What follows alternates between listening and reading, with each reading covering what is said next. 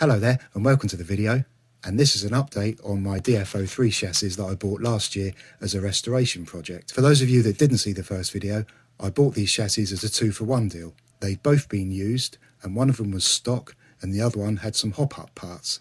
They came with one set of dark impact wheels and one dark impact body set, and my plans were to restore them to 2 working buggies over the winter and restore one as a dark impact and the other one as an Avanti Mark II. So I stripped down both chassis, and as you can see in this photo, the gears and the bearings are in very good condition. Some of the steering and suspension rods were a bit corroded, and you can see that I've cleaned the top one with some kitchen foil. The shocks in both chassis were dirty, so I took those apart, gave them a good clean, put some new oil in and put them back together, and this is a before and after shot. So once I cleaned everything, it was time to put it back together.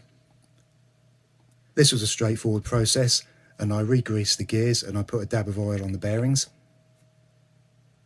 And in this chassis I'm using a Tamiya Sports Tune motor and a Tamiya TBLE02S ESC and an ACOMS AS16 steering servo.